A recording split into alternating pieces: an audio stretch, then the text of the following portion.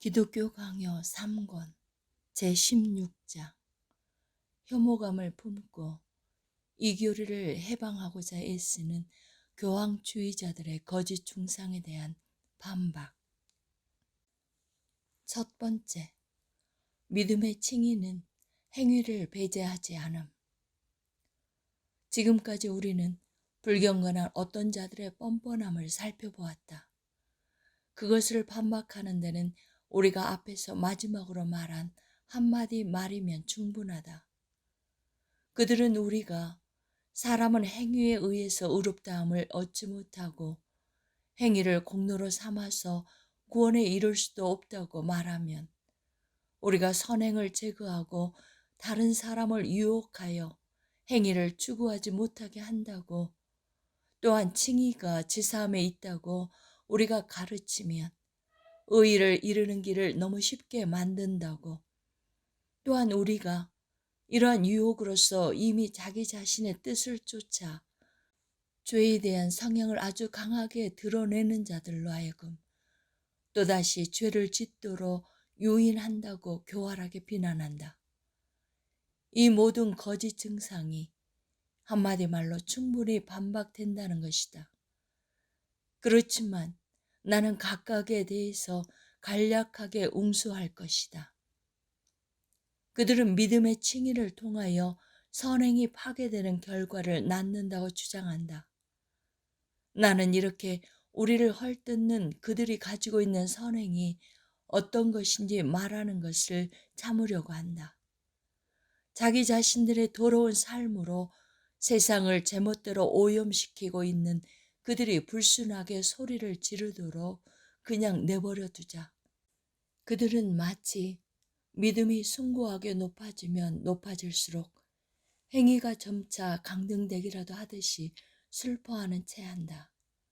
그러나 만약 우리가 오히려 행위를 격려하고 강화시킨다면 그들은 무엇이라 할 것인가? 우리는 행위가 따르지 않는 믿음이나 행위 없이 서 있는 칭의에 대해서는 꿈도 꾸지 않고 있다. 우리는 믿음과 선행이 서로 하나로 결합되어야 함을 인정하는 가운데 행위가 아니라 믿음 안에 칭의의 자리를 둔다. 이것이 우리가 유일하게 중요하게 여기는 점이다. 만약 우리가 그리스도께로 돌이킨다면 우리의 믿음은 그에게로 인도되며 그로부터 모든 힘을 받게 될 것이다. 이러한 논법을 쫓아 우리의 입장을 설명하는 것은 어렵지 않다. 우리는 그렇게 할 수 있으며 그렇게 할 준비가 되어 있다. 그렇다면 우리가 믿음으로 의롭다 함을 얻게 되는 이유는 무엇인가? 이는 우리가 믿음으로 그리스도의 의를 붙잡게 되며 오직 그리스도의 의에 의해서 하나님과 화목하게 되기 때문이다. 그러나 당신은 거룩함도 동시에 붙잡지 않고서는 그리스도의 의를 붙잡을 수 없다. 그는 우리에게 지혜와 의로움과 거룩함과 구원함이 되셨으니 그러한 것이다. 그러므로 그리스도는 자기가 동시에 거룩하게 하시지 않는 자는 그 누구도 의롭게 하지 않으신다. 그 은총들은 영구적이고 나눌 수 없는 고리로 연결되어 있기 때문에 그는 자기의 지혜로 조명하시는 자들을 구속하시고 구속하시는 자들을 의롭게 하시고 의롭게 하시는 자들을 거룩하게 하신다. 그러나 여기에서의 질문은 오직 의로움과 거룩함에만 관계되므로 이것들에만 머물도록 하자. 우리는 이 둘을 구별할 수 있지만 그리스도는 이 모두를 분리할 수 없는 것들로 자기 자신 속에 담고 계신다. 당신은 그리스도 안에서 의로움을 얻고자 원하는가? 그렇다면 먼저 그리스도를 소유해야 한다. 그러나 그의 거룩함에 동참하는 자가 되지 않고서는 당신은 그를 소유할 수 없다. 왜냐하면 그는 여러 부분으로 나누일 수 없으시기 때문이다. 우리가 그 자신을 우리의 것으로 누리는 길은 그가 우리에게 이러한 은총을 베푸시는 것 외에는 없다. 그런 의로움과 거룩함 두 가지 모두를 동시에 부여하신다. 다른 하나가 없이는 하나를 결코 부여하지 않으신다. 그러므로 우리는 행위를 통하지 않고 의롭다함을 얻게 되지만 행위가 없이 그렇게 되는 것은 아님이 얼마나 참된지는 너무나 분명하다. 왜냐하면 우리가 그리스도께 동참함으로써 의롭다함을 얻게 되는 것에는 의로움 못지않게 거룩함이 포함되어 있기 때문이다. 두 번째, 거룩한 부르심으로 의롭다함을 받게 하신 분이 거룩하게 하심. 성도는 이 소망 가운데 거룩함에 힘씀. 그리고 선행의 공로에 집착하는 편견을 없애려는 우리의 뜻을 마치 우리가 사람들을 유혹해서 선하게 행하고자 하는 그들의 마음조차 빼앗으려 드는 듯 곡해하는 또 다른 비난이 있다. 이후에 더 자세히 다루겠지만 우리의 대적자들이 보상으로부터 공로를 추론하는 어리석음을 범하고 있다는 사실에 대해서 독자들은 경각심을 가져야 한다. 나는 이를 이후에 더욱 상세하게 설명할 것이다. 궤변을 일삼는 자들은 하나님이 올바르게 행할 재능을 부여하실 때 못지않게 행위에 대한 보상을 할당하실 때에도 마찬가지로 호하시다는 원리에 대해서 무지하다. 그러나 나는 이에 대해서 적당한 곳에서 다룰 때까지 미루고자 한다. 여기서는 두 가지 방식으로 제기되는 그들의 반대가 얼마나 무력한지를 다루는 것으로도 충분할 것이다. 우선 그들은 사람들에게 보상에 대한 소망이 제시되지 않으면 삶을 바르게 세우는 데 대한 어떤 관심도 보이지 않을 것이라고 반박한다. 이는 전체적으로 오류에 빠져 있다. 그들의 비난은 보상을 기대하면서 하나님을 섬기고 자기들의 수고를 하나님께 빌어주거나 팔듯이 하는 사람들에게만 해당할 뿐 거의 아무 유익도 없기 때문이다. 하나님은 값없이 예배를 받기 원하시며 값없이 사랑을 받기 원하신다. 말하자면 하나님은 보상을 받을 것이라는 모든 소망이 끊어진 때에도 여전히 거침없이 자기를 섬기는 예배자를 인정하신다. 실로 사람들을 경성시켜야 할 필요가 있다면 우리의 구속과 부르심의 목적을 떠올리는 것보다 더 날카로운 자극이 되는 것은 그 어디에도 없을 것이다. 주님의 말씀은 다음과 같은 가르침으로 우리에게 자극을 준다. 즉, 우리를 먼저 사랑하신 분의 사랑에 대해서 우리가 사랑으로 갚지 않는다면 너무나 불경건한 우리의 배은망덕이 고스란히 드러날 것이라는 사실. 그리스도의 피로 우리의 양심이 죽은 행위로부터 깨끗해져서 우리가 살아계신 하나님을 섬겨야 한다는 사실. 우리가 단번에 정결하게 되었음에도 불구하고 새로운 오점들로 우리 자신을 더럽히고 거룩한 피를 오염시킨다면 그것은 무가치하고 불경건한 일이 될 것이라는 사실. 우리가 원수의 손에서 건지심을 받고 정신토록 주의 앞에서 성결과 의로 두려움이 없이 섬기게 하리라는 사실. 우리는 죄에서 해방되어 자유로운 영으로 의로움을 함양하게 된다는 사실. 우리의 옛사람이 십자가에 못 박힌 것은 우리로 또한 새 생명 가운데서 행하게 하려 함이라는 사실을 가르침으로써 우리에게 자극을 준다. 마찬가지로 우리는 그리스도와 함께 죽고 그의 지체가 된 자들로서 마땅히 위의 것을 찾고 세상에서는 나그네처럼 살면서 우리의 보화가 있는 하늘을 바라보아야 한다. 여기에 은총이 있다. 모든 사람에게 구원을 주시는 하나님의 은혜가 나타나 우리를 양육하시되 경건하지 않은 것과 이 세상 정욕을 다 버리고 신중함과 의로움과 경건함으로 이 세상에 살고 복스러운 소망과 우리의 크신 하나님 구주 예수 그리스도의 영광이 나타나심을 기다리게 하셨으니, 그러므로 우리가 지명된 것은 우리 자신에 대한 진노를 불러일으키는 데 있는 것이 아니라 그리스도를 통해 구원받는 데 있다. 우리는 성령의 전임으로 이를 더럽히는 것은 불법이다. 우리는 어둠이 아니라 주님 안에서 빛임으로 빛의 자녀들로서 행하여야 한다. 우리가 부르심을 받은 것은 부정하게 하시려는 것이 아니라 거룩하게 하시려는 것이다. 하나님의 뜻은 우리의 거룩함에 있으므로 우리는 불법적인 욕망을 버려야 한다. 우리가 받은 것은 거룩하심 부르심이다. 이에 순응하여 삶의 순수함이 우리에게 있어야 한다. 우리는 이 목적을 위하여 죄로부터 해방되어 의에 순종하게 된다. 우리를 깨어나게 해서 서로 사랑하게끔 박차를 가하는 것으로서 요한의 말씀보다 더 활기찬 증거가 어디 있겠는가? 요한은 하나님이 이같이 우리를 사랑하셨은즉 우리도 서로 사랑하는 것이 마땅하도다 라고 말한다. 이 점에 있어서 사랑을 함에 있어 흔들리지 않는 하나님의 자녀들은 빛의 자녀들이 어둠의 자녀들과 다르듯이 마귀의 자녀들과 다르지 않는가? 바울의 말씀도 이를 또한 증언한다. 우리는 그리스도께 부착되어 있으면 한 몸의 지체들이다. 그러므로 우리는 서로 간에 서로의 일을 도와야 하지 않겠는가?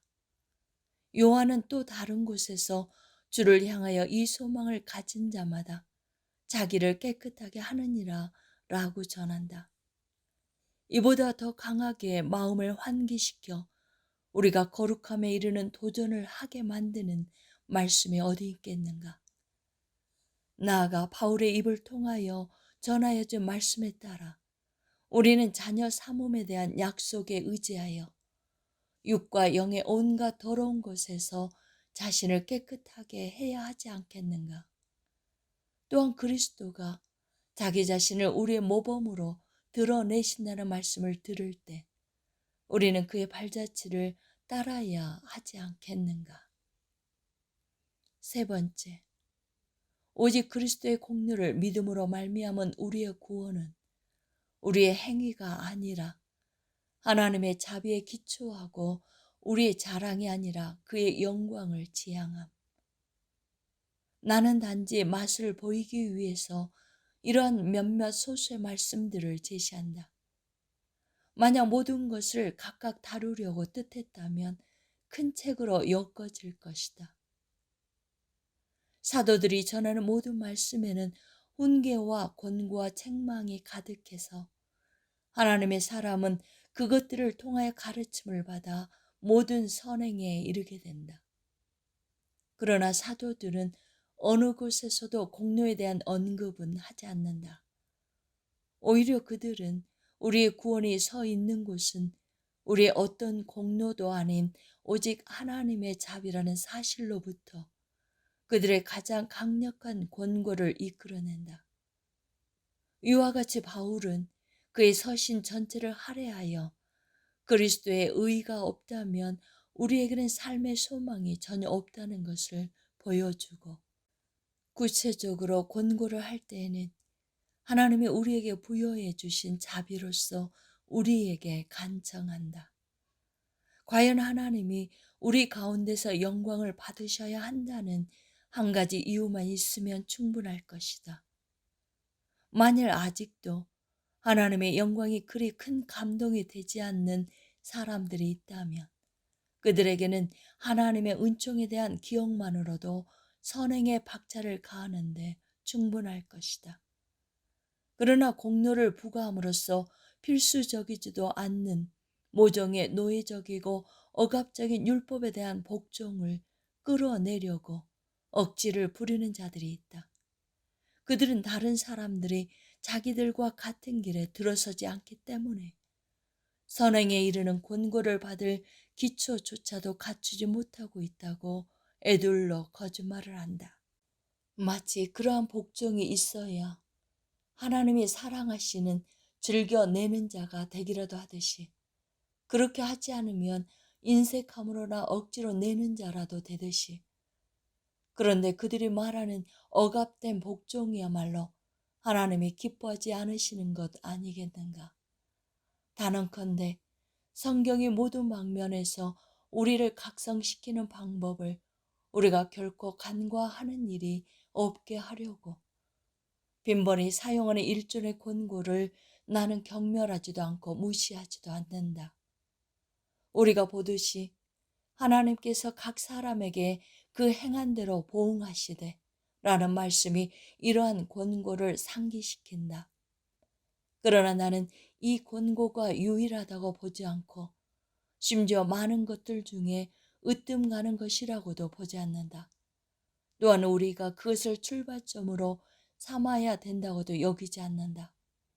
나아가 나는 그것이 우리의 대적자들이 선포하는 종류의 공로를 지지하는 데에는 하등 도움이 되지 않는다고 주장한다. 이에 대해서는 이후에 살펴볼 것이다. 결국 우리가 의롭다함을 얻게 되는 것이 결코 우리 자신의 행위에서 나오는 어떤 공로에 의해서가 아니라 믿음이 없으며 붙잡을 수 없는 그리스도의 공로, 오직 그 하나로 말미암는다는 교리를 첫 번째 자리에 두지 않는 이상 우리가 공로에 대해서 말하는 모든 논의가 아무 쓸모없다고 나는 말한다. 왜냐하면 나는 이 교리를 속으로 섭취하지 않으면 그 누구도 거룩함을 추구할 자격을 갖출 수 없기 때문이다. 선지자는 하나님에 대해서 사유하심이 주께 있음은 주를 경외하게 하심이니이다 라고 기술하면서 이 교리를 아름답게 시사하고 있다. 하나님의 자비를 인정함 없이 그에게 드리는 예배가 있을 수 없음이 여기서 드러난다. 예배는 오직 하나님의 자비에 기초해서 수립된다. 이는 특별히 주목해야 할 필요가 있다. 우리는 하나님께 올바른 예배를 드림에 있어서 그 시작이 자기 자비에 대한 확신에 있음을 알고 있다. 교황주의자들이 공로가 있다고 여기는 하나님에 대한 경외는 공로라는 말로 헤아려져서는 안 된다. 왜냐하면 경외는 죄에 대한 은총과 사함에 기초하고 있기 때문이다. 네 번째, 우리에게 값없이 부여되는 그리스도의 의의 값은 헤아릴 수 없을 만큼 큰 것이므로 그 값으로 의롭다 함을 받게 된 자는 다시금 죄를 즐거워하지 않음. 그러나 우리에게 대적하는 자들이 내뱉는 가장 쓸데없는 중상은 우리가 값없는 죄사함에만 의의가 있다고 단언할 때 사람들이 죄를 짓도록 초대를 받게 된다는 억지 논법에 있다. 왜냐하면 우리는 우리의 어떤 선행으로도 보상될 수 없는 너무나 큰 가치가 그 의의에 있으므로 값없이 부여되는 것이 없다면 결코 그 의의를 얻을 수 없다는 점을 말하고 있을 뿐이기 때문이다. 참으로 그 의의는 우리에게 값없이 주어진 것이나 그리스도가 값없이 이루신 것은 아니다. 그는 가장 거룩한 자기의 피를 값으로 치르시고 그것을 값비싸게 사셨다. 이 피 외에 어떤 속전으로도 하나님의 심판을 만족시킬 값이 충분하지 않다. 사람들이 이에 대해 배우게 되면 자기들이 죄를 지을 때마다 가장 거룩한 저 피가 흐르게 되며 그들 자신에게는 그것을 막을 방도가 없다는 것을 깨닫게 된다. 나아가 우리의 더러움이 너무 엄청나서 가장 순수한 이 피의 셈이 아니고서는 어디에서도 씻을 수 없다는 것도 알게 된다. 사람들은 선행을 뿌림으로써 자기들의 죄가 정결해진다는 말을 들을 때보다 이 말을 들을 때 죄에 대한 두려움을 훨씬 더 크게 마음속에 품지 않겠는가. 하나님에 관하여 얼만큼이라도 무엇을 의식하고 있는 사람이라면 단번에 정결함을 받은 상태에서 어찌 두려움도 없이 옛날에 진흙탕으로 되돌아가 뒹굴면서 이 셈의 순수함을 혼탁하게 하고 더럽게 하는 일을 거침없이 저지를 수 있겠는가? 솔로몬에 따르면 믿는 영혼은 내가 발을 씻었으니 어찌 다시 더럽히랴 라고 말한다. 이제 우리에게는 어떤 자들이 죄사함을 더욱 값싸게 만드는지, 어떤 자들이 의의 고상함을 음란하게 팔아버리는지 명백히 드러난다. 그들은 하나님이 자기들의 시시콜콜한 보석으로, 즉 배설물로 말미암아 너그럽게 되실 것이라고 헛소리를 한다. 죄의 독은 너무나 심각하여서 가볍고 하찮은 것들에 의해서는 속해지지 않으며 하나님을 거슬러 위반한 것이 너무나 중하여서 아무것도 아닌 이런 보석으로는 사해질 수 없다. 왜냐하면 물음은 오직 그리스도의 피의 특권이기 때문이다. 그들은 의가 결여되었다 하더라도 보석의 행위에 의해서 회복되고 고쳐진다고 말하지만 우리는 의가 더없이 값지기 때문에 어떤 행위로도 대체되지 않는다고 여긴다. 그러므로 그것을 회복하려면 오직 하나님의 자비를 도피처로 삼아야 한다. 죄사함에 관한 그 밖의 사안들은 다음 장에 속한다.